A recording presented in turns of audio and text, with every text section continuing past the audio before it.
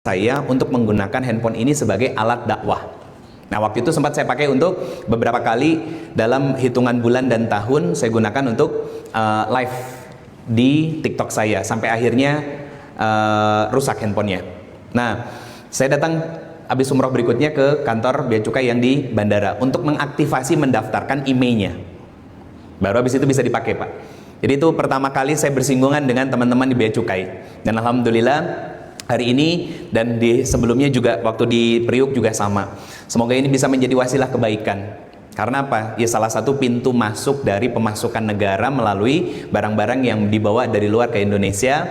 Semoga teman-teman semuanya bisa punya kesadaran bahwa Ramadan ini bukan hanya ibadah ritualitas tahunan, tapi menjadi kesadaran bahwa disinilah kita madrasah untuk memperbaiki 11 bulan ke depan. Gini teman-teman, karena kalau kita gagal di Ramadan 1 bulan ini, maka 11 bulan kemudiannya nggak ada impact apapun, sama keneh-keneh itu. So, salah satu bukti paling valid, yuk kita jujur, coba ngacung. Siapa di sini yang Ramadan tahun lalu ketika puasa nggak ngomongin orang? Ngacung. Jangan bilang impossible dan jangan bilang mustahil. Iya, jangan bilang impossible dan jangan bilang mustahil. Ngacung. Ada? Pertanyaan saya sederhana, teman-teman semuanya. Apa tujuan dari kita berpuasa? La'allakum tattaqun. Jadi hamba yang bertakwa. Apa definisi takwa? Menjalankan perintah Allah dan meninggalkan apa yang Allah larang. Pertanyaan saya, ngomongin orang itu perintah atau larangan? Larangan. Kalau di bulan Ramadan kita nggak bisa ngejaga lisan kita, maka 11 bulan ke depan jangan berharap bisa menjaga lisan kita. Kenapa? Gini teman-teman. Karena ujian paling besar dari bulan Ramadan itu bukan orang lain, tapi diri sendiri. Kenapa saya katakan bukan orang lain, tapi ujiannya dari diri kita sendiri? Lawong Nabi yang bilang setan-setan dibelenggu saat bulan Ramadan. Kalau di bulan Ramadan ada pelaku maksiat, berarti setannya si pelaku itu.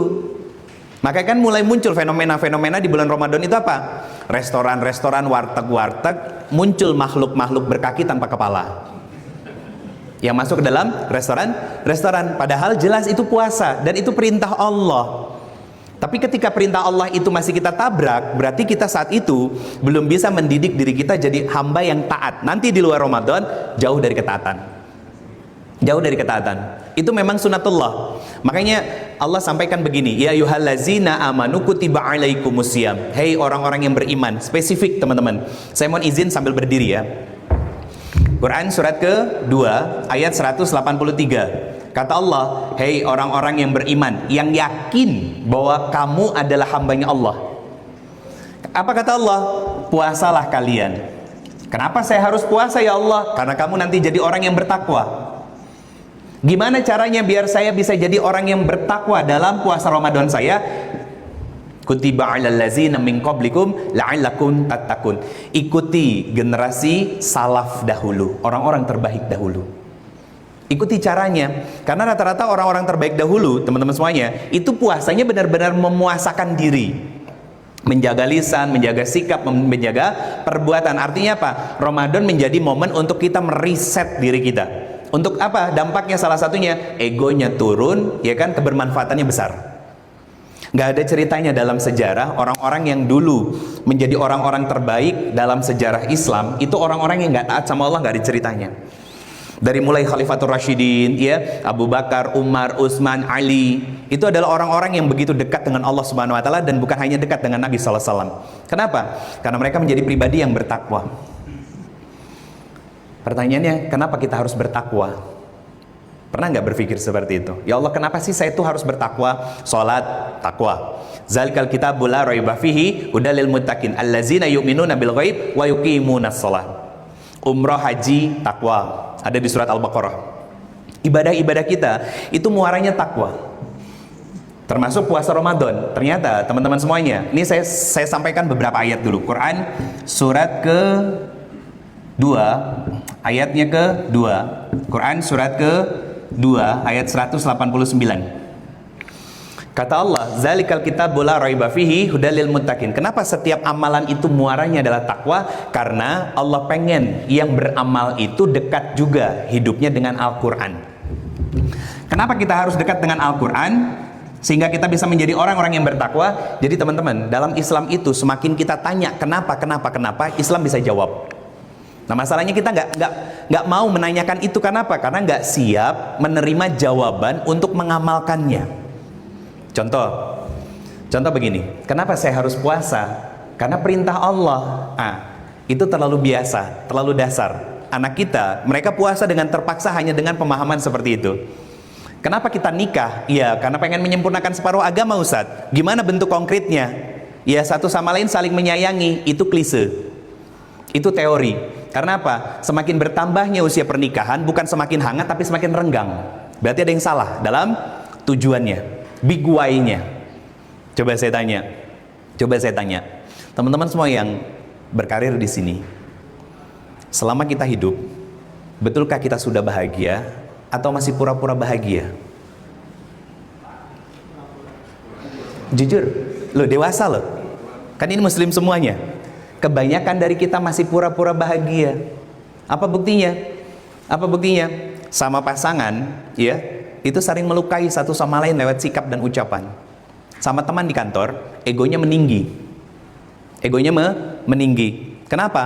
Satu sama lain saling cari muka sama atasan. Kan nggak bahagia. Kenapa? Mukanya ada dua, fake face jadinya. Nah kalau orang yang bertakwa itu lempeng, beneran lempeng. Mau dimanapun dia berkarir, karena dia sadar bahwa bekerja itu perintah Allah. Jadi egonya nggak bakalan meningkat. Yang meningkat apa? Impactnya, dampaknya, keberkahan hidupnya, manfaat yang dia miliki. Itu orang yang beriman, teman-teman semuanya. Kenapa? Karena dia dekat dengan Allah, dengan kesadarannya bahwa Allah perintahkan saya bekerja, nanti Allah akan menghisap pekerjaan saya.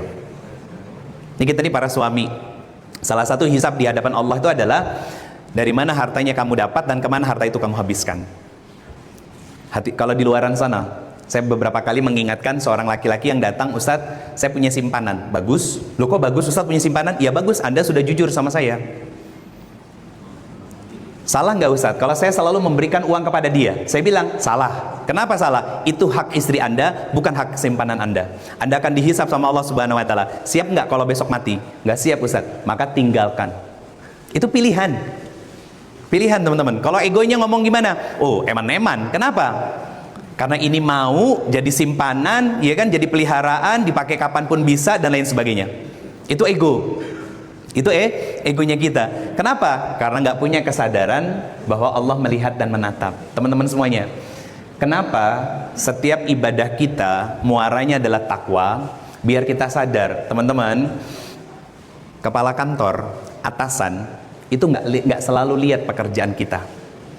Nggak selalu lihat apa aktivitas yang kita lakukan. Tapi kalau kita benar dekat dengan Allah, pasti sadar atasan saya tidak selalu melihat, tapi Allah menatap, Allah menyaksikan, dan Allah mencatat setiap pekerjaan yang saya lakukan. Apa ujian paling besar Ramadan? Produktivitas. Kenapa saya ngomongin tentang personal branding kita sebagai seorang muslim? Saya pernah cerita sama Pak Ardani, sebelum saya berdakwah, saya 15 tahun HR. Dan saya seorang asesor ISO 9001 Quality Management. Jadi tahu standar SOP, job desk, bisnis proses, ya kan? Bermasalahnya karyawan itu seperti apa dan lain sebagainya. Akhirnya dengan izin Allah, Allah pakai saya untuk manfaat yang jauh lebih besar sekarang dunia dakwah. Dan ternyata di dalam Al-Quran, teman-teman semuanya, ada ayat Quran surat ke-9 At-Taubah ayat 105. Apa kata Allah Subhanahu wa taala? I'malu. Apa arti i'malu? Bekerjalah. Nah, ada catatan pentingnya nih teman-teman. Selain Allah nyuruh kita bekerja, kata Allah, nanti Allah, Rasulnya, dan orang-orang yang bersamamu itu akan memberikan persaksian dan pertanggungjawaban. Jadi partner kerja kita, lingkungan kerja kita di bawah kantor wilayah Direktorat Jenderal Bea Cukai Jawa Barat ini, itu satu sama lain saling bersaksi di hadapan Allah. Ada yang kerjaannya dilelet-leletin, ada yang dipersulit, ya, itu nanti cerita satu sama lain. Ya Allah, dulu saya minta ini dipersulit. Ya Allah, saya minta ini dibikin susah. Ya Allah, saya minta ini ditangguhkan dan lain sebagainya. Nanti satu sama lain saling cerita. Makanya teman-teman, kenapa kita harus beribadah? Agar menjadi hamba yang bertakwa, agar ketika kita bekerja, personal branding kita sebagai seorang muslim, etos kerja kita sebagai seorang muslim muncul sebagai identitas kita. Jujur, amanah, profesional. Itu diantara gambaran dari pribadi yang bertakwa. Artinya apa? Egonya turun, impactnya meningkat.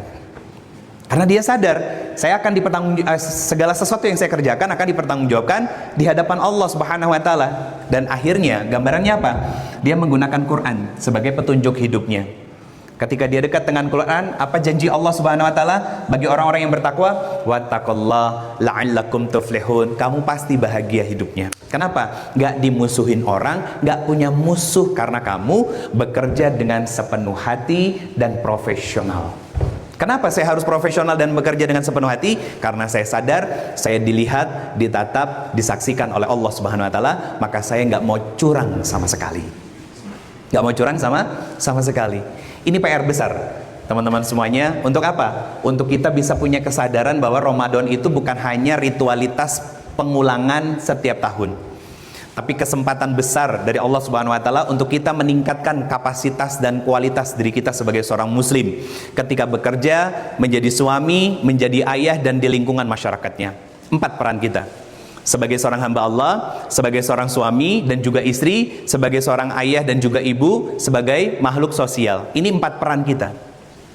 Ketika kita punya kedekatan yang baik dengan Allah, membangun citra yang baik dengan Allah, sebagai seorang hamba di hadapan Allah, maka biasanya kebanyakan dan semuanya rata-rata hubungan dengan pasangannya pasti baik, hubungan dengan anak-anaknya pasti dekat. Ustadz, bagaimana dengan yang LDM? Yarhamkumullah. Bagaimana dengan yang LDM? Misalkan LDM itu bukan penghalang bagi kita untuk bermasalah dengan kantor ataupun dengan keluarga. Apa maksudnya? Teman-teman, se-LDM-LDM-nya kita masih dalam naungan negara Kesatuan Republik Indonesia. Nabi Ibrahim alaihissalam, LDM-nya itu antar negara. Yang satu di Syam, yang satu di Mekah. Nggak ada WA, nggak bisa video call, iya kan? Ketemunya hanya hitungan bulanan. Kenapa? Perjalanannya bukan pakai pesawat, tapi pakai onta, kadang jalan kaki. Yang mau ketemu belahan hatinya itu harus berbulan-bulan berjalan beliau, baru ketemu sama istri dan anak-anaknya. Tapi lihat, Ismail begitu mencintai Nabi Ibrahim alaihissalam, Ishak alaihissalam begitu menghormati ayahnya. Kenapa? Karena bapaknya dekat, bukan hanya ada secara fisik dengan anak-anaknya. Dan sebagai seorang suami, beliau mencukupi tangki kebahagiaan istrinya, sehingga nggak tantrum sama sekali, nggak suka ngereok lagi istrinya di rumah. Kenapa? Karena tangki bahagianya udah dipenuhi, Pak. Tadi saya ngobrol sama Pak Bambang, harusnya usia pernikahan makin lama itu makin hangat, makin harmonis. Kenapa? Kita belajarnya gini, teman-teman, kebayang nggak petani? Saya izin duduk di bawah, boleh nggak? Sini ya, kayaknya tinggi banget gitu di atas tuh. Petani yang 5 tahun menjadi petani, sama petani yang sudah 20 tahun menjadi petani, mana yang hasil tanamannya paling berkualitas dan minim gagal? Yang 5 atau 20? Yang 5 apa 20? Kenapa 20 tahun? Punya pengalaman. Berarti harusnya rumah tangga yang usianya sudah 10 tahun, 15 tahun, 20 tahun harusnya jauh lebih hangat, rentan, jauh dari kegagalan dibandingin sama yang baru 5 tahun. Kalau 5 tahun wajar kalau sering ribut, Pak. Tapi kalau yang sudah putih-putih rambutnya, 20-30 tahun nikahnya, aduh kayak bocah itu berarti. Kalau masih sering ribut, berarti kan egonya masih muncul. Masih muncul. Dan Ustadz, namanya juga manusia biasa. Betul, kita memang manusia biasa. Makanya diberikan acuan berupa Al-Quran sebagai pedoman hidup kita, biar kita tahu bagaimana cara hidup yang benar menurut standar Allah, bukan benar menurut standar manusia. Alhamdulillah. Harap bersabar, ini ujian. Ada iklannya. Karena apa? Gini teman-teman semuanya, kadang kita itu belajar ilmu agama. Ini saya yakin ya, Kebanyakan kita yang kerja kantoran itu nggak terlalu banyak menghabiskan waktu untuk belajar ilmu agama setelah pulang kantor. Hari ini pun ya sifatnya instruksi yang mendekati wajib, makanya datang. Atau ada yang punya alasan bahwa ya udahlah, bisa dipending dulu kerjaannya, gue mau ngaji dulu. Itu niat masing-masing. Dan Allah tahu itu. Beda halnya ketika kita sekolah S1, S2, kita kejar. S1 5 tahun kita selesain. Susah-susah hidup kita, ya kan? Ketika di awal bulan kita bisa makan sedikit enak, begitu menjelang akhir bulan kita makannya Indomie lagi. Sebegitu besarnya perjuangan kita untuk urusan dunia, harusnya urusan akhirat jauh lebih kuat lagi, jauh lebih kencang lagi, jauh lebih sungguh-sungguh lagi. Ayat yang dibaca Tarhib Ramadan seperti ini kan setiap tahun diulang. Harapannya bukan hanya sekedar ritualitas, seremonial, teman-teman semuanya.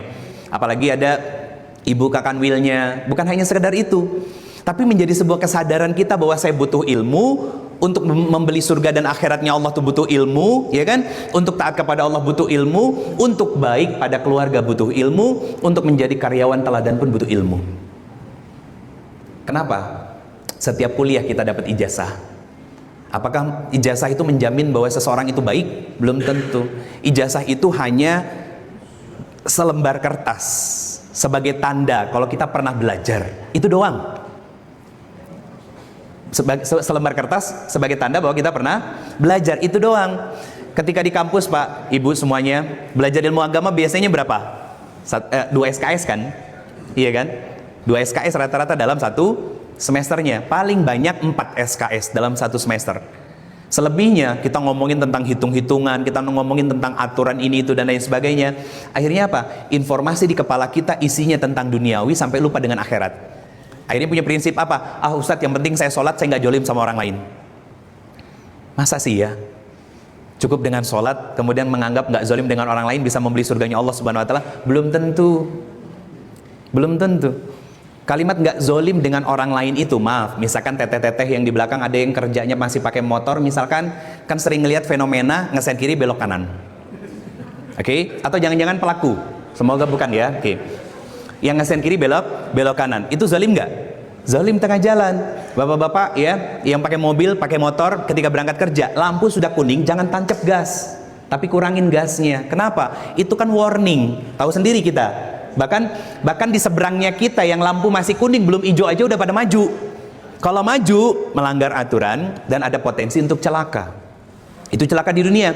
Apalagi kalau lampunya sudah merah, terabas lampu merah, maka melanggar aturan. Pertanyaan saya, dihisab nggak? Pasti dihisab. Teman-teman, saya 2 bulan yang lalu seingat saya ngisi di MNC Group. Saya ingatkan, kota besar seperti ini rentan macet. Ya Bandung nggak semacet Jakarta lah ya gitu kan, tapi tetap macet. Apalagi kalau udah wilayah selatan. Yang mau berangkat itu biasanya jauh lebih awal. Nah, jangan sampai kita putar balik sembarangan. Jangan sampai kita nerobos lampu merah. Jangan sampai kita lawan arus. Kenapa? Sejujur-jujurnya kita kerja di sini, kalau masih melakukan 3 hal ini dalam proses menuju tempat kerja, harta yang kita terima syubhat jadinya. Lah iya kan ada aturannya di jalan. Ya kan? Kita baru keluar gang, di depan pembatas trotoar jalan, ya kan? Mau putar balik ke kiri agak jauh, akhirnya ke kanan nyebrang. Itu zolim, nggak boleh. Nah, itu yang kadang kita suka lupa. Aturan-aturan seperti itu. Nah, itu takwa namanya, teman-teman semuanya. Kesadaran bahwa segala sesuatu akan dimintai pertanggungjawaban. Teman-teman, office hour di sini jam berapa, Pak Dani? 7:30 sampai jam 5. Istirahat jam 11. 12 sampai jam 1. Teman-teman, jam kerja berarti 7:30 sampai jam 12 itu jam kerja. Jam 1 sampai jam 5 sore itu jam kerja. Kalau di jam kerja main PUBG, game online, maka jangan berharap harta gaji bulanan yang diterima itu halalan thayyiban. Iya. Hati-hati. Kenapa saya ngelihatnya ke laki-laki? Yang hobi main game itu laki-laki soalnya, setahu saya. Hati-hati. Kenapa? Karena menyalahi aturan kerja. Beda halnya. Sudah. Oke, saya lanjut ya. Beda halnya kalau kita memang operasional di luar. Itu kan waktunya lebih fleksibel.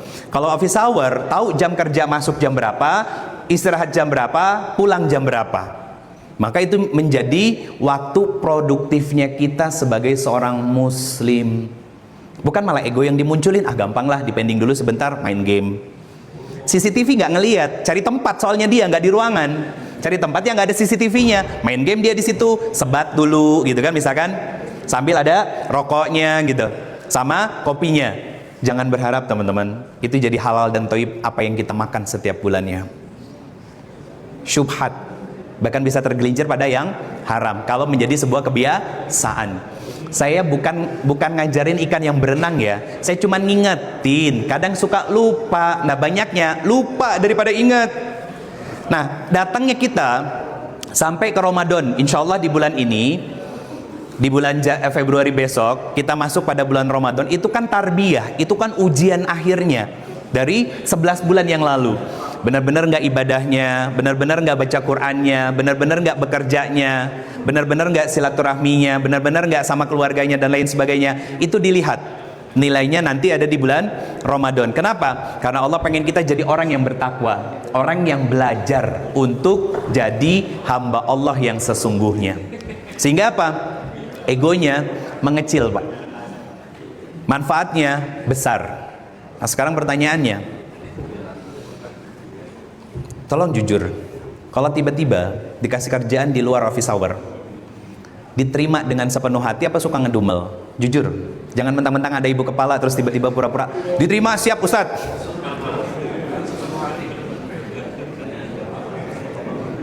Itu pertanyaan dari seorang Ridho Febri loh, bukan malaikat Rokid dan Atid.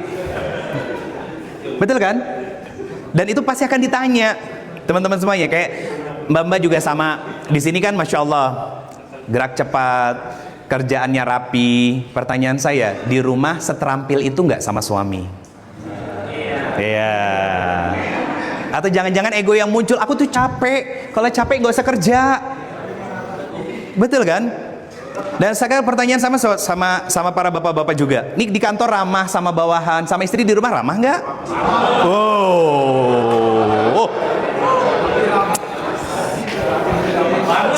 Saking ramahnya istrinya sering darah tinggi. Tapi ramah sama orang, bukan ramah sama istri. Itu PR, Pak. Beneran. Kemarin saya ngisi di salah satu sekolah yang kebetulan wali muridnya banyaknya pengusaha dan dokter. Ada seorang dokter nanya begini, Ustadz tolong ceritakan tentang Ustadz, bagaimana dengan keluarga di tengah kesibukan Ustadz berdakwah ke sana sini. Karena saya sebagai seorang dokter itu sering kewalahan ketika harus pulang ke rumah tapi tetap masih menerima keluhan dari pasien. Saya tanya, dok, berapa banyak keluhannya yang harus dibawa pulang ke rumah? Ya 3-4. Kalau pengen tahu media sosial saya 20-30 orang setiap hari orang curhat kepada saya, tapi sampai ke rumah saya tinggalin. Itu profesional namanya. Kita di kantor profesionalnya tuntutan. Maka tuntutan itu harus jadi tuntunan yang kita bawa profesionalnya ke dalam rumah. Itu namanya personal branding sebagai seorang muslim. Jadi adil, teman-teman. Di sini profesional, masuk tepat waktu, ya kan? Harusnya tuntutan profesional dari kantor terbawa pulang ke rumah. Ketika di kantor, teman-teman customer service, ya sabar ngelayanin pengaduan dari customer, gitu kan, dengan sangat tenang. Maka di rumah harus jauh lebih tenang ngadepin yarhamkumullah, ngadepin sikap suami dan juga anak-anak, yarhamkumullah. Itu adil namanya. Pertanyaan gini, kenapa banyak orang yang justru lebih profesional di kantor daripada di rumah? Gampang kok, karena di kantor dia digaji dapat uang, sedangkan di rumah balasannya nggak terlihat kecuali pahala dan surga. Karena saya punya keyakinan begini. Ini sebetulnya saya ngambil ilmu dari hadis Nabi SAW. Sustainnya karir seseorang yarhamkumullah.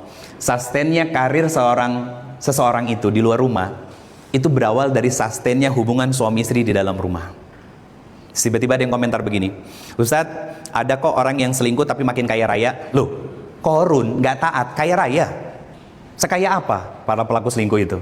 Dan pertanyaan saya, teman-teman, bekerja tahunan di sini, sekaya apa? Sekaya apa? Tahu Abdurrahman bin Auf? Asetnya, hasil diskusi saya dengan seorang guru yang disebut sebagai Google-nya Al-Quran, itu asetnya beliau dikonversi dengan nilai sekarang 46.000 triliun rupiah. Pernah ngeliat duit sebanyak itu? Belum kan? 46.000 triliun. Tapi taatnya, Masya Allah, hartanya dibagi 3, separuh buat sedekah, separuh memberikan modal tanpa harus dikembalikan, separuhnya lagi untuk keluarga dan juga jihad. Itu hartanya dia. Kalau kita separuh cicilan, ya kan? Separuh bayar ini, bayar itu, dan habis akhirnya.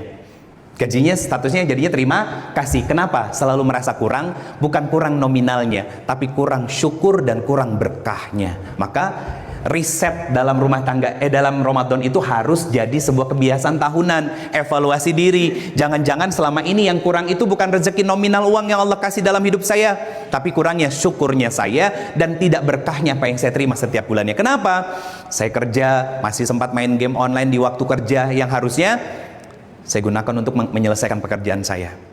Ketika kerja, ya kan, saya malah ngomongin orang, ngejelek-jelekin orang, nyenggol orang, injak orang hanya untuk naik. Itu zalim. Saat kerja, dalam perjalanannya melanggar aturan-aturan lalu lintas, itu dicabut berkahnya, teman-teman. Nilainya mungkin masih sama, gajinya 7 juta, 10 juta, 15 juta, atau berapapun itu.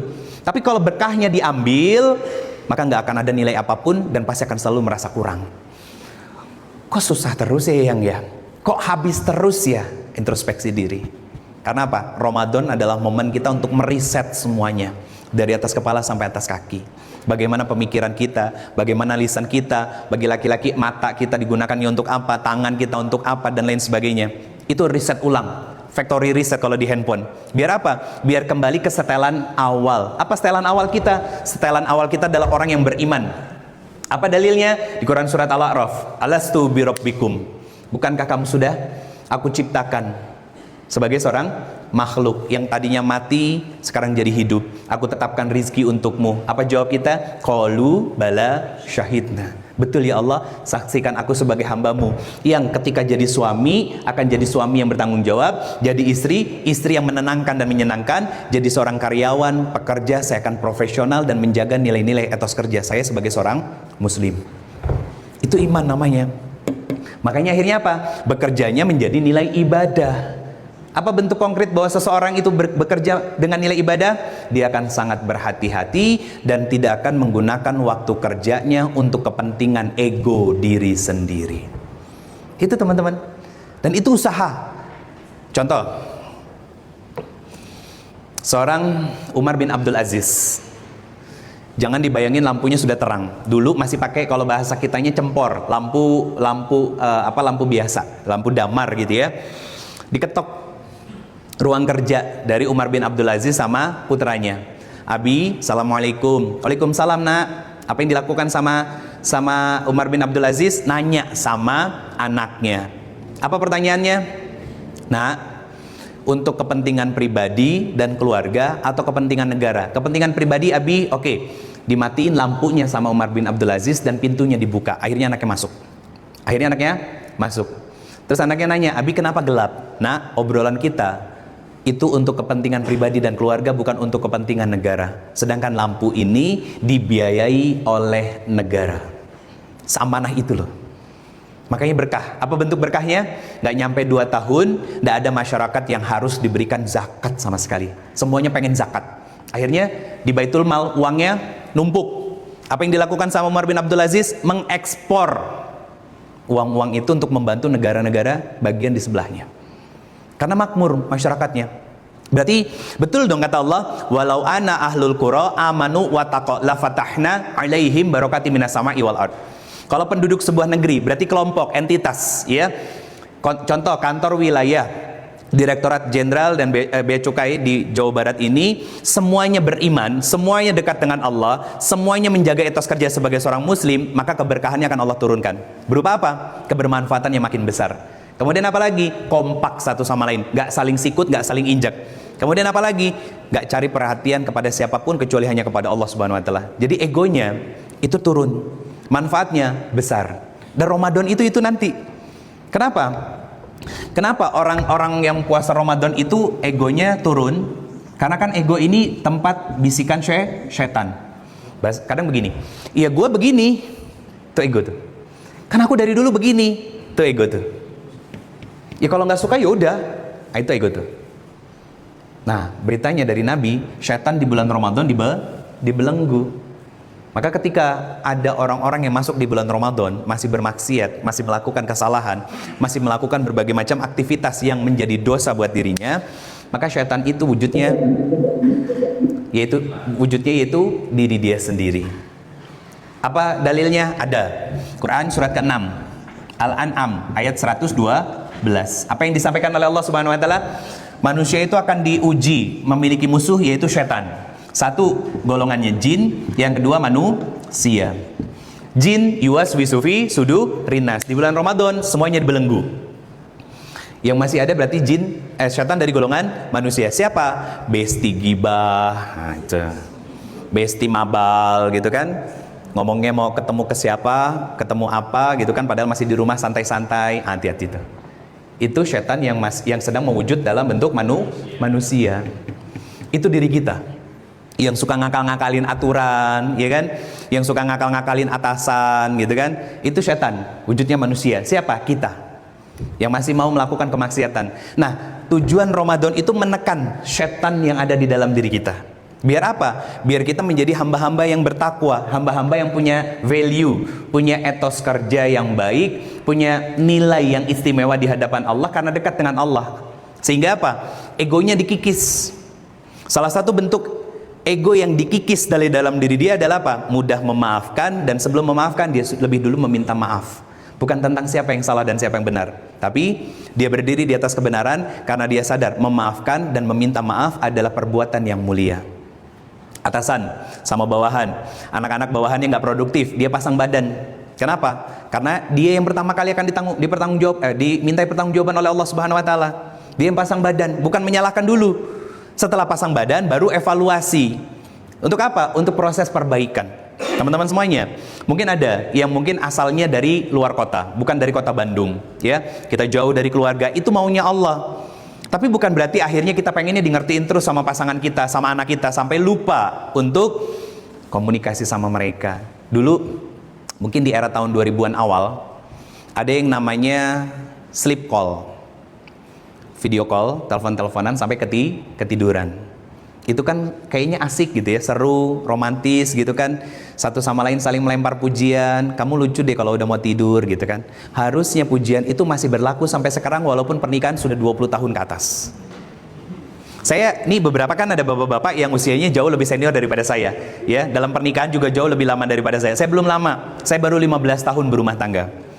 Tapi saya sedikit cerita, saya bersyukur. Bersyukur apa? Bersyukur kami punya komitmen tidak pernah memanggil pasangan dengan panggilan yang sama dipanggil dengan anak kita. Kenapa? Karena kita menganggap bahwa pasangan kita tuh spesial. Kalau ibu dan mbak-mbak di belakang dipanggilnya mama, umi, ibu, berarti nggak spesial. Kenapa? Itu panggilan anak. Kalau belajar ilmu agama, lihat Nabi SAW selalu punya panggilan khusus kepada istri-istrinya. Strip loh, bukan koma itu. Ya, strip bukan koma. Apa maksudnya? Lebih dari satu. Kalau pakai koma berarti jamak. Istri orang juga tersebutkan. Kayak di belakang kan? Di belakang para istri atau istri-istri. Itu pakai koma. Itu pakai strip. Dan semuanya nggak ada yang ngeluh dan mengeluhkan tentang Rasulullah SAW, nggak ada. Dan rata-rata yang nge-DM di Instagram, teman-teman nih, coba cek video-video yang viral. Gak usah di follow ya, datang ke media sosial saya namanya Ridho Febri, lihat video-video FYP, nasihatnya buat suami tapi yang komentarnya para istri. Kan gak nyambung sebetulnya, tapi memang perempuan tuh begitu, kadang sering salah paham. Itu perempuan meluahkan kejengkelan, kekesalannya, ya. Ada seorang istri yang mengatakan, Ustadz, nasi sudah jadi bubur, ya kan, suami saya lebih memilih selingkuhannya daripada bersama dengan saya yang sudah berbelas tahun kami bersama. Saya bilang, Mbak, lalat itu dikasih tahu bunga itu lebih wangi, tetap milih sampah. Paham maksudnya? Laki-laki yang lebih memilih pelakor berarti lalat, pelakornya sampah. Itu maksudnya. Simple sebetulnya. Dan lalat mau dikasih tahu bahwa bunga itu wangi, pasti milihnya sampah. Beda halnya sama lebah. Lebah kalau dibilang bahwa bunga itu wangi, pasti datang ke bunga dan gak bakalan milih sampah. Makanya di dalam Al-Quran ya, itu ayatnya ada surat namanya surat An-Nahl tentang lebah. Semua yang diperoleh dari lebah itu pasti baik, karena lebah itu hanya mencari yang baik. Nah, kita harusnya menjadi seorang muslimin selayaknya pasukan lebah, yang gak gampang nyerang ketika hanya disakiti seorang. Tapi nyerang ketika rumahnya sudah dirusak. Apa maksudnya? Kita jangan gampang marah sebagai seorang muslim. Kalau kata orang Jawanya apa? Ojo gumun, jangan kagetan. Yang kalau kita cuma disakiti, Rasulullah lebih sering disakiti. Boleh nggak ngebalas Ustaz? Boleh. Nanti saya jelaskan kalimat boleh ini ya. Tapi kita ketika teman satu kantor ya, ada yang diganggu, kita tabayunkan dulu, baru kita mediasi. Nggak langsung marah, emosi. Mobil kita baret, bersyukur. Kenapa? Berarti rezekinya bengkel. Simple sebetulnya. Simple. Kalau kita mau sadar, takwa itu sadar, iman itu sadar. Nah, kenapa kita boleh membalas keburukan orang lain? Ada ayatnya. Quran surat Asy-Syu'ara ayat ke 40, surat ke-42. Bahkan ada di surat Al-Muzammil pun ayat ke-10. Apa kata Allah Subhanahu wa taala? Balaslah keburukan orang lain dengan keburukan yang sama. Adil ya, fair kan Allah? Kita dipukul, balas pukul. Nah, jadi teman-teman jangan baper kalau ternyata dipotong gajinya. Kenapa? Kita zolim. Giliran gaji naik diem-diem, dipotong malah marah-marah. Saya yakin kalau di sini enggak, di luaran. Nah, dari ayat ini ada sambungannya. Apa kata Allah? Kalau kamu memaafkan, bersabar dan kemudian memaafkan kesalahan mereka, maka aku sendiri yang akan memberikan balasannya. Itu pilihan. Menjadi orang yang mudah balas dendam itu nggak dapat apa-apa kecuali hanya kepuasan sesaat. Tapi bisa bersabar dan memaafkan kesalahan orang lain, itu dampaknya akan mendapatkan pahala di sisi Allah Subhanahu wa taala. Apa bentuk balasan dari Allah Subhanahu wa taala? Surga. Ibu kepala ditinggal sama mama. Pintu surga paling tengah. Buat kita yang masih ada, tanya sama beliau, bagaimana sedihnya, bagaimana merasa kehilangannya, bagaimana penyesalan sebagai seorang anak yang belum bisa berbakti dengan sepenuh hati, dengan sungguh-sungguh kepada orang tuanya. Tanya sama beliau. Untuk apa? Untuk kita perbaiki. Tahapannya jelas dari semua yang saya sampaikan. Perbaiki hubungan kita dengan Allah, Allah perbaiki kualitas kita di dunia kerja, Allah perbaiki hubungan kita dengan keluarga, dan Allah perbaiki kesadaran kita untuk berbakti kepada orang tua. 4 dari yang saya sampaikan semua tadi. Itu Ramadan, madrasahnya. Di situ ujian buat diri kita. Jadi bukan hanya sekadar ikut-ikutan puasa. Teman-teman, apa yang paling susah?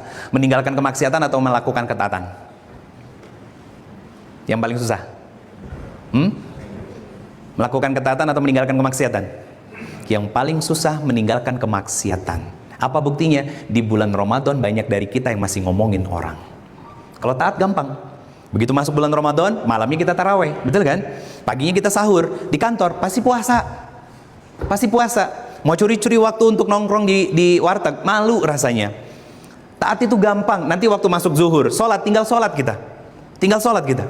Mau sedekah, kayak tadi, sekitar 73 juta dana yang harus dihimpun untuk setiap program sebagai anggaran dari memakmurkan bulan Ramadan nanti. Kurang lebih staf yang ada di sini kurang lebih sekitar 150-an ya.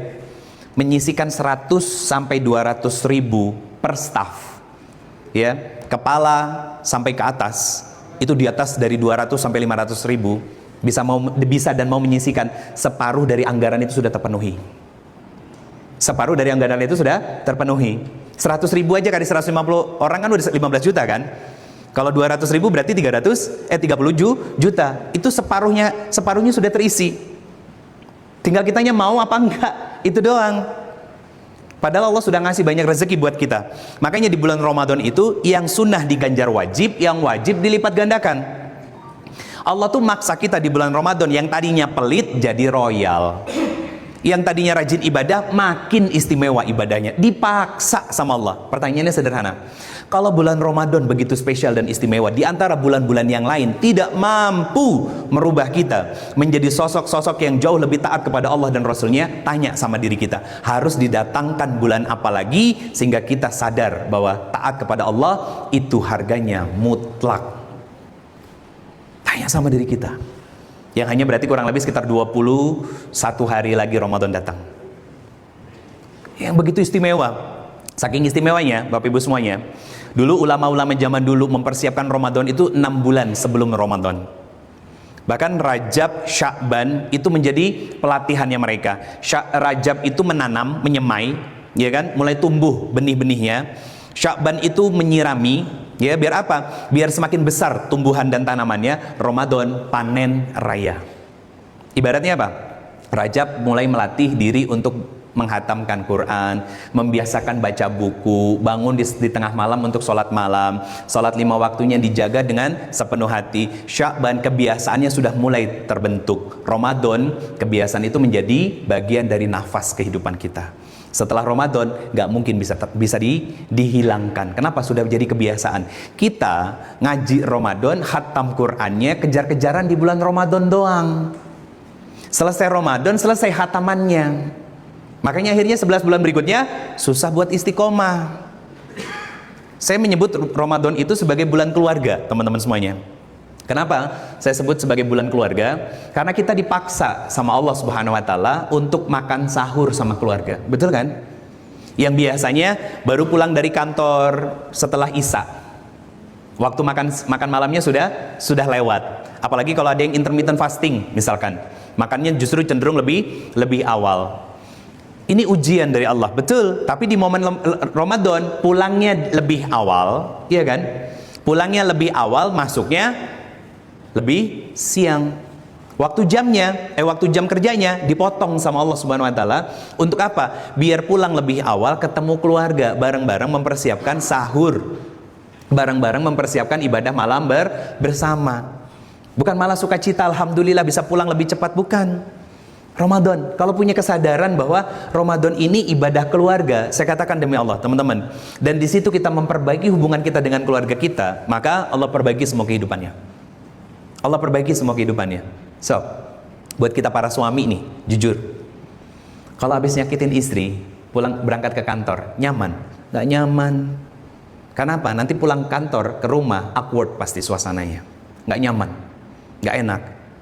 Tidur istirahat nggak nyenyak. Kenapa? Jantung dari rumah kita tersakiti. Bukankah itu sikap zalim kita bertahun-tahun selama ini? Yang selalu pengennya di ngertiin. Padahal kan nggak susah berangkat kerja yang aku berangkat, misalkan yang LDM. Kasih share live location 8 jam. Di WhatsApp kan ada. Jadi dia tahu kemana kita berangkat. Kemana kita pergi. Walaupun pada akhirnya perempuan akan nanya, kamu hari ini lagi ngapain? Dan dia bisa lihat kan bahwa masih ada di kantor dan nggak kemana-mana. Nggak kemana-mana. Tapi perempuan itu butuh untuk dijawab dengan pertanyaan-pertanyaan yang menurut kita para laki-laki itu kayaknya lebay gitu. Kayak contoh, bertahun-tahun kayak Pardan misalkan, masih ditanya pasti sama ibu, sama Umi, Pak, saya nggak sama aku? Pasti masih ditanya. Walaupun usia pernikahannya sudah 30-an tahun gitu misalkan, pasti selalu ditanya. Pak Bambang juga sama. Kalau ada istri yang nggak nanya, berarti karena memang selama ini nggak pernah dijawab sama suaminya. Atau kalaupun dijawab sama suaminya, diomelin sama suaminya. Apa sih mah, lebay, kan tadi seharian kita main, kita jalan bareng, kenapa harus selalu nanya begitu? Resistensi perasaan itu namanya. Itu namanya dari pihak suaminya apa? Egois. Perempuan itu butuh validasi. Tuh kok malah ngacungin jempol. Para ibu-ibu di belakang ngacungin jempol. Butuh validasi. Kenapa? Karena perempuan itu makhluk eksistensi. Betul. Saya tanyalah pada sama yang di belakang-belakang tuh. Tapi Ustadz, istri saya beda. Iya, karena Anda yang bikin dia jadi beda. Sikap Anda selama ini yang bikin dia jadi beda. Kenapa? Secara default perempuan itu semuanya sama. Butuh validasi, senang dipuji, maunya didengar, maunya diperhatiin. Betul kan? Betul. Nah, kita pulang ke rumah bawa capek, ya kan? Malah pengennya didahulukan, pengennya di-ngertiin, pengennya dilayanin. Teman-teman, tahu nggak kenapa Nabi nyuruh kita sholat dulu, sholat sunnah 2 rakaat sebelum pulang ke rumah? Biar beban di kantor, di tempat kerja ditinggalkan di atas tempat sejadah, pulang ke rumah dalam kondisi yang jauh lebih segar, jauh lebih fresh, ketemu sama keluarga. Bukan bawa sumpeknya kantor, bukan. Nggak ada ceritanya namanya Ridho Febri pulang ke rumah, Ustadz pulang, nggak ada. Saya seorang ayah dan saya seorang suami. Apalagi saya berdarah Minang. Minang, punya istri orang Sunda. Oh, bertolak belakang kan? Bertolak belakang. Tapi alhamdulillah la kulli hal, saya lagi nggak bawa hari ini. Biasanya selalu saya ajak. Karena kemarin baru pulang dari Jogja dan Malang. Saya selalu ajak, kenapa? Sederhana. Bukan karena istri saya nggak ada kerjaan, justru kerjaannya beliau adalah mendampingi dan menemani saya. Dulu teman-teman, di tahun-tahun pernikahan awal kami, itu hampir setiap hari istri saya nangis. Kenapa hampir setiap hari nangis? Karena suara saya cenderung tinggi. Yang bagi orang Sunda itu dianggap sebagai sesuatu yang keras. Keras. Akhirnya saya belajar untuk apa? Menurunkan ego. Egonya diturunin, manfaatnya besar. Sekarang dengan izin Allah, saya marah, suaranya lebih pelan daripada suara istri saya. Lebih pelan daripada suara istri saya. Nih, tahu nih, semarah-marahnya saya, sejengkel-jengkelnya saya, masih manggil pakai kata sayang, pakai kata solehah ke istri saya. Bukan karena saya ustadz dan berilmu, bukan. Membiasakan kebiasaan dengan belajar ilmunya. Tadi saya masuk ke ruangannya Pak Dani, lagi nyetel Ustadz Umar Mitang ya Pak. Lagi nyetel tausiahnya Ustadz Umar Mita. Ada beberapa nasihat yang saya notice tentang apa? Tentang sikap kita kepada orang-orang di sekitar kita tuh harus adil. Ada pesan diantara yang beliau sampaikan. Apa maksudnya? Jangan sampai fokus kita hanya pengennya di ngertiin, dipahamin, sama bawahan pengennya didengar gitu kan. Tapi malas dan enggan untuk mendengar. Padahal peluang pahala itu bukan tapi mendengar, memaafkan, melayani, mengerti, memahami dan lain sebagainya. Di situ peluang pahalanya. Kalau kita nggak dapat apa-apa, seriusan. Yang ada justru malah seringnya dapatnya kecewa. Kenapa para istri di belakang sering kecewa sama suami? Karena pengennya di ngertiin, suaminya kaku kayak kanebo. Capek akhirnya kan gitu. Apalagi kan kerja di Bea Cukai gitu kan, dengan office hour, pulang ke rumah pengennya dipeluk sama suami, tapi suaminya malah sibuk sama HP gitu kan. Capek. Melayani, memahami. Sampai kapan Ustadz? Saya juga merasakan burnout sebagai seorang istri. Pertanyaannya gini, siapa yang suruh burnout? Iya kan? Siapa yang suruh burnout? Dan kenapa bisa burnout? Jawabannya sederhana, terlalu tinggi ekspektasinya karena terlalu tinggi egonya. Apa harapan para perempuan di belakang ketika bersuami? Bisa menggantikan kasih sayang, cinta yang tumpah dari ayahnya. Kebanyakan begitu. Begitu melihat suami, lakinya 180 derajat berbeda dari bapaknya gitu kan. Ya mau nggak mau kan menyesuaikan dengan kondisi yang ada, bukan malah memaksa untuk seperti yang ayahnya lakukan. Bukan. Itu yang namanya pernikahan, litaskunu ilaiha, saling satu sama lain. Ayat lainnya apa? Wa ja'alnakum syu'uba wa qabail. Bersuku-suku dan berbangsa-bangsa. Apa maksudnya? Punya pengasuhan, pendidikan, kebiasaan yang berbeda-beda. Itu kata Allah, lita'arafu, saling mengenallah kalian satu sama lain. Saling belajar tentang kekurangan dan kelebihan dari pasanganmu. Sama, dibawa ke dunia kerja, belajarlah tentang karyawanmu, bawahanmu, tim kamu, atasan kamu, antar divisi, antar unit, satu sama lain saling belajar. Lita'arafu. Itu kata Allah. Lihat ayat yang sama, ditutup dengan kalimat apa? Inna akramakum indallahi atqakum. Yang paling mulia di antara kalian adalah yang bertakwa, bukan yang kedudukannya tinggi, bukan. Karena apa? Saya selalu respect teman-teman sama cleaning service yang mau ngebersihin toilet bekas kita buang air. Kenapa saya respect? Bukan karena itu job desk-nya, tapi karena dia mau menundukkan egonya untuk membersihkan yang kotor agar kembali bersih.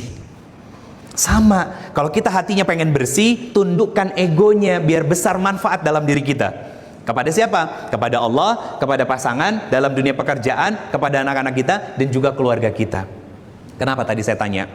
Ada nggak di antara kita yang selama bulan Ramadan tahun lalu ketika puasa nggak ngomongin orang? Karena itu hal sederhana yang harusnya dilatih untuk meninggalkan kemaksiatan. Kenapa? Karena orang-orang yang terbiasa membicarakan orang di bulan Ramadan, maka di bulan-bulan selanjutnya akan menjadi kebiasaan yang mendarah daging di dalam dirinya. Kenapa? Bulan Ramadan ujian utamanya diri sendiri, di hari-hari biasa ujiannya bukan hanya diri sendiri tapi ditunggangi syaitan. Itu PR-nya. Jadi kita sama-sama melatih untuk apa? Menjadi pribadi-pribadi yang bukan hanya unggul dalam karir, tapi unggul dalam kebaikan-kebaikan yang ada di dalam diri kita. Tujuannya biar apa? Sederhana kok. Kita satu sama lain nanti cerita sama Allah sebagaimana yang ayatnya saya keluarkan tadi, bukan saling menyalahkan, tapi saling bersaksi bahwa ya Allah, saya berteman dengan dia saat bekerja, dia banyak membantu, banyak memudahkan, maka mudahkan juga proses dari hisabnya nanti, dan mudahkan kembali kami kumpul di dalam surgamu. Kita jadi saudara. Kita jadi saudara. Saya yakin kok Pak, mungkin banyak dari kita yang yakin, nggak yakin, percaya, nggak percaya. Kenapa? Karena udah urusannya akhirat itu bukan urusannya pakai logika, bukan pakai mata, tapi pakai hati, pakai iman. Surga neraka itu pakai iman. Balasan dari semua kebaikan dan balasan dari semua keburukan yang kita lakukan itu pakai iman. Ya. Tentang Allah menyaksikan, Allah melihat, Allah menatap semua aktivitas kita, itu pakai iman. Sebagaimana kita selama ini taat kepada Allah, sholat, puasa, sedekah, berbagi, melayani, dan lain sebagainya, itu kan karena aturan. Maka yakini aturan itu datang dari Allah Subhanahu wa Ta'ala untuk saya mendapatkan pahala, sehingga dengan pahala itu Allah ridho kepada saya. Dengan keridhaan Allah, Allah izinkan saya masuk ke dalam surganya Allah Subhanahu wa Ta'ala. Akhirnya apa? Sisi keakuan di dalam diri kita terkikis, berkurang setahap demi setahap, sedikit demi sedikit. Kenapa ada orang yang egois? Pernah nggak berpikir teman-teman, kenapa sih saya tuh egois? Kenapa sih ada teman saya yang egois, pengennya menang sendiri? Kenapa sih ada orang lain yang pengennya selalu di ngertiin? Jawabannya sederhana. Karena kita semua yang hadir di sini tumbuh tidak selalu dengan kebahagiaan dari orang tua kita, tapi tumbuh juga dengan luka, kecewa, sakit hati yang kita rasakan selama ini dari orang-orang sekitar kita. Perilaku dari orang tua yang kadang membedakan dulu saat kita kecil, antara kita dengan kakak, antara kita dengan adik, betul kan? Kita merasakan itu. Bahkan orang tua kita memvalidasi dengan kalimat apa? Mamah itu, papa itu nggak pernah ngebeda-bedain kalian, tapi sikap mereka terlihat berbeda. Itu luka buat kita. Dan kita nggak sadar, akhirnya begitu sudah besar, itu jadi muncul menjadi sebuah ego dalam diri kita untuk tidak lagi tersakiti oleh orang-orang lain. Akhirnya apa? Manipulatif. Manipulatif. Bahayanya lagi, playing victim. Itu lahir dari ego. Ya Pak, memang dia Pak, begitu Pak. Cuci tangan. Hati-hati teman-teman. Orang-orang yang seperti itu orang dengan gangguan kejiwaan. Bahasa kerennya apa? ODGJ. Cuman nggak sadar. Dia berseragam, kemana-mana mungkin berpeci, gitu kan? Kemana-mana pakai baju koko, misalkan, gitu kan? Tapi ternyata jiwanya terganggu. Jiwanya bermasalah. Kenapa? Karena dia membiarkan luka di dalam diri dia dihasut kembali oleh setan, sehingga muncul egonya. Lantas pertanyaannya, apa yang harus dilakukan di bulan Ramadan biar bisa mereset diri kita, memperbaiki semuanya, menurunkan ego tapi membesarkan manfaat? Yang pertama, teman-teman semuanya, belajar ilmunya dulu tentang Ramadan. Tadi hadis-hadisnya disampaikan sama Pak Bambang, ya. Ibadah yang sunnah jadi wajib, yang wajib dilipat gandakan. Bahwa puasa Ramadan itu bukan hanya melepas kewajiban, bukan hanya perintah Allah, tapi madrasah untuk menjadikan diri kita hamba yang bertakwa, hamba yang penuh dengan kesadaran bahwa hidup saya bukan cuma di dunia, hidup saya bukan cuma buat senang-senang, tapi hidup saya untuk beribadah kepada Allah Subhanahu wa Ta'ala. Saya sederhanakan, teman-teman, lewat kata takwa. T-A-K-W-A. T ini belajarlah jadi muslim yang tangguh. Gimana biar kita bisa jadi muslim yang tangguh? Belajar ilmu agama biar kita sadar apa yang jadi tugas utama kita. Apa tugas utama kita? Cepat saya sampaikan. Quran surat 51 ayat 56. Wa ma khalaqtul jinna wal insa illa liya'budun. Beribadah kepada Allah. Jadi semuanya rangkaiannya ibadah. Setelah hubungan kita sama Allah baik, maka tugas yang kedua, inni ja'ilun fil ardi khalifah, menjadi wakil Allah, berinteraksi sosial dengan pasangan, dengan anak, dengan rekan kerja, dengan orang tua, dengan lingkungan yang jauh lebih besar. Harus jadi muslim yang tangguh karena sadar tentang tujuan utama saya diciptakan. Itu yang pertama. Dari kata takwa. Yang kedua, harus amanah. Kenapa saya harus amanah? Karena semuanya akan dimintai pertanggungjawaban oleh Allah, termasuk ibadah yang saya lakukan.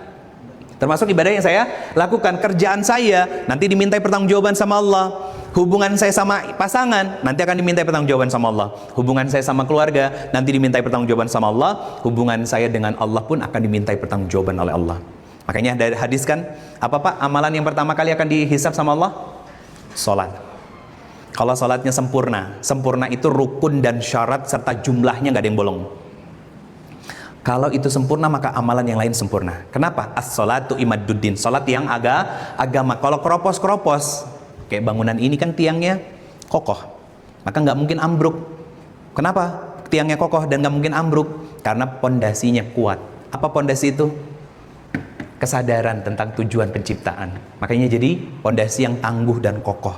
Kemudian amanah nggak? Pasti amanah. Karena dia sadar setiap tingkah laku, perbuatan, sikap, ucapan yang saya lakukan akan dimintai pertanggungjawaban oleh Allah Subhanahu wa Ta'ala. Kemudian K-nya apa?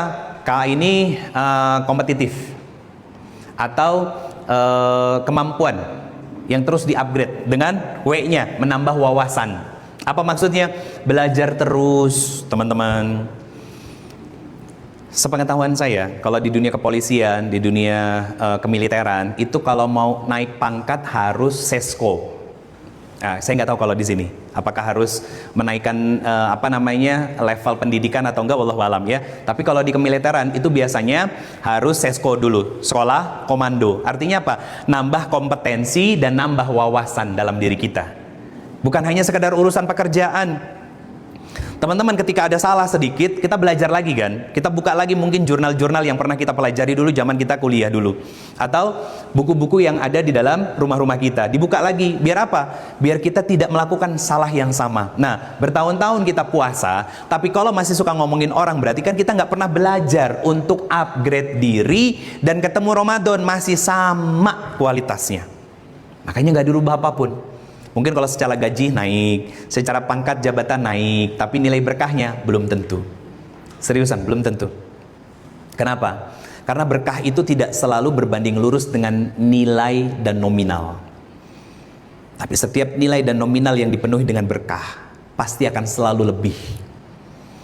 Ciri orang-orang yang harta rezekinya tidak diberkahi oleh Allah, salah satu yang paling menonjol dan muncul itu pelit. Seriusan, pelit, karena dia takut habis. Ya, yang dia pikirinnya tentang dirinya dan lingkungan kecilnya dia aja. Pelit, itu salah satu gambarannya. Orang yang mendapatkan harta tapi hartanya tidak berkah. Bahkan saking tidak berkahnya apa? Muncul ketakutan, muncul rasa takut. Rumah dibangun mewah, gede-gede, ya, menjulang tinggi, apanya? Pagernya sama gentengnya. Iya kan? Tenang nggak hidupnya? Gak tenang, makanya dibikin pagar tinggi. Gak tenang sama sekali. Sama sekali gak tenang. Makanya tangguh itu menjadi modal dasar kita jadi orang yang bertakwa. Amanah itu sifat kita. Sifat kita. Kompeten dan kemudian punya wawasan yang luas itu bagian dari diri kita ketika kita senang belajar. Yang A, terakhir apa? Adaptif. Mudah menyesuaikan dengan siapapun. Oh, ketemu orang yang judes, dia tahu bagaimana harus bersikap. Ketemu orang yang terkenal introvert, dia tahu bagaimana cara untuk ngajak ngobrol, diskusi dan lain sebagainya. Kan di sini kan nggak semuanya sama. Latar belakangnya beda. Dari pengasuhan keluarga beda-beda. Bahkan dari beberapa hal yang saya sampaikan tadi, terlihat ada beberapa yang denying juga. Kenapa? Karena itu informasi yang baru. Selama ini kita belajarnya Islamnya Islam permukaan. Betul kan? Islamnya permukaan apa? Sholat, ya kan? Sholat subuh 2 rakaat, kemudian zuhur 4 rakaat, asar 4 rakaat, maghrib 3 rakaat, isya 4 rakaat. Tapi pertanyaan sederhana, apakah sholat yang selama ini kita pelajari itu bisa menahan diri kita dari kemaksiatan? Belum tentu. Padahal janji Allah apa? Lebih dalam kita belajar, inna sholata tanha anil fahsya'i wal munkar. Sholat itu mencegah kita dari berbuat kemaksiatan. Apa kemaksiatan yang dimaksud di sini? Tidak curang ketika bekerja, berhati-hati saat bekerja, dan menjadi pribadi muslim sejati saat bekerja. Itu sholat, membentuk personal branding dia, Pak. Jadi bukan hanya sekedar maaf ya, celananya cingkrang misalkan gitu kan, terus berjenggot gitu, terus jidatnya hitam, tapi ternyata ya curang dalam bekerja, malu sama Allah harusnya. Bukan cuma malu sama Allah. Ketika non muslim melihat itu, perasaan dia sering ibadah, umroh setiap tahun, tapi kenapa ya? Yang disalahin Islamnya akhirnya. Padahal yang berbuat salah adalah Pelaku-pelakunya sama. Teman-teman kerja di sini, bermasalah di komplek, pasti kok pegawai bea cukai begitu ya? Yang rusak institusinya. Institusinya. Ketika kita melakukan kecurangan, pasti kena institusinya. Ketika kita berbuat curang di luar, Islamnya pasti kena. Kenapa? Karena kita adalah wujud dari nilai-nilai Islam itu sendiri. Apa nilai-nilai Islam yang Allah ingin hadirkan saat kita masuk dalam bulan Ramadan? Tangguh sebagai seorang muslim, punya prinsip. Apa prinsipnya? Prinsipnya saya seorang hamba, saya bekerja untuk ibadah, saya melayani suami untuk ibadah, saya menjadi seorang suami pun kepada istri untuk ibadah. Saya menjadi orang tua bagi anak-anak juga untuk ibadah. Apa yang terjadi? Fakta yang terjadi sekarang, anaknya datang. Pak, aku nggak ngerti, tolong ajarin ini. Sebentar nak, papa lagi sibuk. Sekali masih oke. Tapi tiba-tiba anaknya sudah remaja, sudah dewasa. Kita lupa bahwa kita pernah punya anak yang dulu pernah pengen belajar sama kita. Ada sebuah kisah. Ini orangnya sudah dewasa sekarang. Salah seorang jamaah saya. Dia pernah menelpon bapaknya ketika kecil dulu waktu SD. Kenapa nelpon bapaknya? Qadarullahnya, orang tuanya divorce. Dia telepon bapaknya, Pak, antarin saya untuk sekolah. Kenapa minta anterin bapak? Kenapa nggak ibu yang nganterin kamu? Kan biasanya ibu yang nganterin. Apa jawab anak itu? Ibu sedang sakit, Pak. Makanya saya minta tolong sama bapak. Anak semata wayang.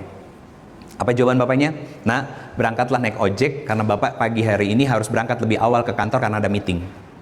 Gayanya hampir mirip kan kayak orang-orang kantoran zaman sekarang gitu. Karena sejarah itu akan selalu berulang, ya. Singkat cerita, dia bilang sama ibunya, Bu, bapak siap nganterin. Bohong? Yes. Dan ibunya tahu kalau anak itu bohong. Apa yang dilakukan sama anaknya? Begitu keluar, hampir sampai di gang keluar dari rumah itu menuju jalan besar, dipanggil sama ibunya. Nah, ibunya sakit pakai jaket, pakai sepeda ontel. Nganterin anaknya yang berbohong kepada ibunya karena itu bohong pertama kali seumur hidupnya. Singkat cerita, puluhan tahun berganti, akhirnya apa? Sebuah handphone berdering, ada nomor tapi belum tersave, belum tersimpan nomornya. Apa tulisan suara yang muncul dari handphone itu? Begitu diangkat, nah ini bapak. Ditanya sama anaknya, bagaimana kabar bapak? Ya namanya seorang anak sama ayah, tetap dijaga adabnya. Dicerita sama saya. Singkat cerita, bapaknya bilang, bapak sudah sepekan terbujur di atas ranjang, makan sulit, kadang harus minta tolong sama tetangga. Ditanya sama anaknya, kemana wanita yang selama ini mendampingi bapak? Dia sudah meninggalkan bapak. Karena apa? Habis hartanya. Apa kata bapak itu? Anterin bapak ke rumah sakit nak, karena bapak pingin berobat. Bapak nggak punya lagi uang sepeser pun. Jawab anaknya apa? Bapak naik taksi online saja, aku pesankan. Apa jawab bapaknya? Kok gitu sama bapak kamu sendiri? Bukankah seorang anak harusnya hormat kepada bapak? Apa jawaban anaknya? Bukankah bapak dulu yang mengajarkan lebih mendahulukan pekerjaan daripada keluarga? Mendahulukan pekerjaan daripada keluarga. Kan mirip kan kayak orang-orang kantoran zaman sekarang yang katanya sok sibuk itu gitu. Sampai untuk ngabarin keluarga aja nggak mau, ya kan? Quality time sama keluarga aja nggak mau. Yang Sabtu Minggu libur lebih milih untuk gogoleran, HP-an gitu kan. Atau bahkan lebih asik dengan teman-temannya, hobinya. Bagus, laki-laki punya hobi. Tapi hobi yang paling penting itu adalah menggoreskan kenangan bersama keluarga, istri dan anak-anak. Itu hobi itu. Pertanyaan saya sederhana. Apa hobinya Nabi SAW? Setiap pagi Pak, habis sholat subuh, ya, habis sholat subuh, Nabi setelah waktu syuruk keliling tuh ke rumah-rumah istri Nabi. Itu hobinya Nabi salah satunya, sebelum ke pasar. Ngapain? Nanyain kabar, gimana hatinya saat ini, gimana imannya hari ini, ibadahnya bagaimana, ada makanan apa tersaji dan lain sebagainya. Dikelilingin setiap pagi, Pak. Kita di WA sama istri balasnya nanti. Telepon dari atasan, langsung diangkat. Salah. Balas dulu istri itu, Pak. Ini biasanya kayak begini laki-laki, makanya saya bilangnya saya spillnya istri. Mbak-mbak juga di belakang. Bisa kerja sampai kedudukan pangkat seperti sekarang itu karena ridho suami. Maka jangan kesampingkan suami sama sekali, atau akan runtuh karir Anda. Beneran. Kita bisa seperti ini kan. Saya punya seorang kakak loh, kakak angkat ya. Beliau pengusaha brand pakaian muslim. Suaminya pensiunan, sudah 5 tahun pensiun dari BUMN. Dulu waktu masih kerja, ini suaminya sering gonta-ganti mobil. Dipanggil atasannya, direktur utamanya. Dipanggil direktur utamanya, kan minta diperiksa semuanya, diperiksa rekening, jalur rekening dan lain sebagainya, diperiksa semuanya, bersih. Terus ditanya sama atasannya, berapa sih penghasilan kamu usaha sama istri kamu? Nah, direktur utamanya ini waktu masih kerja, mungkin sekitar 10 tahunan yang lalu lah ya, karena pensiunnya 5 tahun ke belakang, itu gaji utamanya itu udah 185 juta, kurang lebih. Nah, kata beliau ini, ya kata suami ini, kata laki-laki ini, omset toko kami 2 kali gaji bapak dalam 1 bulan. Dalam sehari, omset seharinya 2 kali gaji dari beliau 1 bulan. Omset sehari 2 kali 185 juta. Sering gonta-ganti mobil, kadang bawa Fortuner, kadang bawa mobil ini itu dan lain sebagainya. Bahkan ke kantor, mungkin bagiannya kepala bagian lah ya, pakai mobil Alphard, sedangkan direktur utamanya pakainya Fortuner gitu. Gajinya 185 juta, itu sebulan. Beliau omset sehari 2 kali lipatnya. Suaminya pensiun, semakin berkembang usianya, ya, mereknya semakin dikagumi, bahkan sehari itu ngasilin profit bersih 1 sampai 5 miliar bisa. Tenang kok, beliau taat pajak, aman.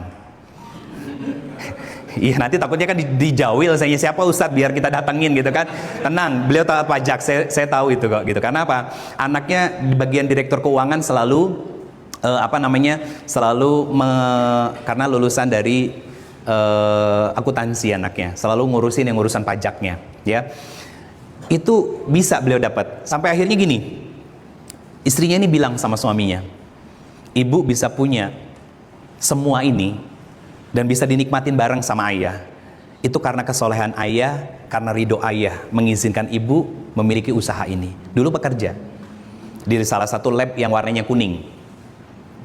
Lab warnanya kuning, gak usah disebut nama ya, gitu. Yang kemarin anaknya sempat kena kasus ya, gitu kan. Nah, itu berhenti, terus akhirnya usaha kerja meniti dari nol, ya kan, bareng-bareng sama pasangannya. Bahkan suaminya ini pernah jantung dan itu bed rest 7 tahun. Itu karena ridho suaminya. Itu kalau seorang istri. Bagaimana dengan seorang suami? Seorang suami, Pak, saya titip pesan ini sebagai penutupnya. Setelah saya tutup dengan kata takwa, tangguh, amanah, kemudian K-nya kompetensi, W-nya wawasan yang terus di-upgrade, A-nya adaptifnya kita dengan lingkungan dan keadaan. Saya katakan, Pak, yang karyawan biasa, yang pejabat di kantor ini, saya katakan demi Allah, nilai Anda sebagai laki-laki sejati itu bukan karir Anda. Anda bisa bagus di sini, punya nilai yang bagus, dihormati bawahan, ya, respect sama semuanya. Tapi kalau pulang ke rumah, istri Anda setiap hari dan sering menangis, terluka, kecewa karena Anda, nol besar nilainya di hadapan Allah. Hati-hati. Gak ada ceritanya seorang Ustadz Abdul Somad pulang ke rumah jadi seorang Ustadz, gak ada. Gak ada ceritanya seorang Gus Baha pulang ke rumah tetap jadi seorang Gus, gak ada. Tetap. Istrinya sampai bilang, Gus, kalau aku lagi kemruk, lagi marah, ya, Mbok ya dibalas marah sama kamu loh sebagai seorang suami. Kamu tuh kan suami, kata Gus Baha. Bilang, nyeritain tentang istrinya. Apa jawaban Gus Baha? Kalau jenengan marah, terus aku marah, nggak milih untuk sabar, terus aku dapat pahala dari mana? Jadi ilmunya dipraktekin.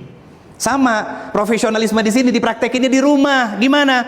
Mengapresiasi pasangan juga, anak-anak juga. Jangan sampai kita hanya dekat karena ada maunya. Kenapa? Mau dapat gaji setiap bulan, tapi lupa dengan pahala yang besar dan luas di dalam rumah. Jangan sampai. Nyesal kita Pak nanti. Nyesalnya bukan di dunia Pak, seriusan, tapi nanti di hadapan Allah. Kenapa? Akan bertemu pasangan-pasangan kita, ya. Tapi saling bersaksi. Apa persaksiannya? Seorang suami akan ditanya bagaimana perilaku dan sikapmu kepada istrimu. Ditanya, hei Ridho Febri, gimana perilaku dan sikap kamu kepada istrimu? Yang jawab bukan kita, tapi istri kita. Ya Allah, mata saya nggak pernah melihat keteladanan dan contoh dari suami saya di dalam rumah. Ya Allah, telinga saya nggak pernah mendengar nasihat yang menenangkan di hati saya kecuali bentakan. Habis Pak kita. Karena kata Nabi SAW, khairukum li ahlihi wa ana khairukum li ahlihi. Sebaik-baiknya kita sebagai seorang muslim, bukan yang paling baik sikap perilakunya di luar rumah, tapi yang paling istimewa, terbaik di dalam rumah bersama dengan keluarga. Maka semoga bulan Ramadan yang sebentar lagi akan